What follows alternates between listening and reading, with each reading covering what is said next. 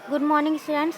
आज हम चैप्टर में आगे का पार्ट स्टार्ट करेंगे। Again I turn to the black board and lifted my hand to write. इसके बाद मैं बोर्ड की तरफ मुड़ा और मैंने अपना हाथ रखा बोर्ड पर लिखने के लिए।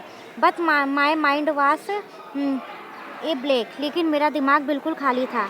आई tried desperately to collect my sense but I could remember nothing. मैं निराश हो गया था। मैंने अपनी सारी शक्ति बटोरी लेकिन मुझे कुछ भी याद नहीं था। I realized how utterly I was failing and I grew weak and leaned my hot forehead against the cold blackboard. मैं पूर्ण रूप से असफल हो चुका था और मेरे दिमाग में कोई भी बात नहीं थी और मुझे ऐसा लग रहा था कि ब्लैक बोर्ड बिल्कुल ठंडा है। The room burst into a loud and prolonged laugh and my muscle froze.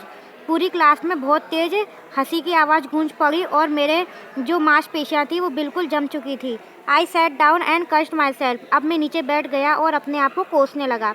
Y did I always appear to dumb when I called up to perform in a crowd. अब मैं बिल्कुल बहरा बन चुका था और मैंने सोचा कि मैं ऐसी भीड़ में कैसे प्रदर्शन कर सकता हूँ। I knew how to write as well as any people in the classroom.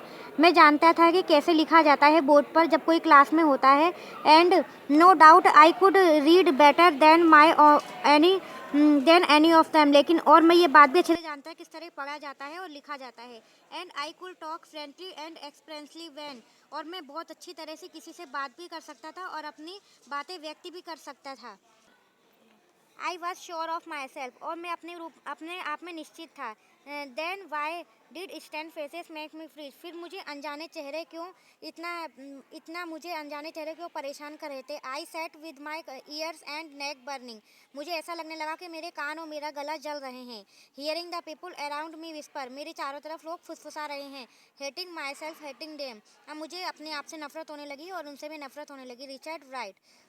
लेखक का नाम है रिचर्ड राइट। Thank you.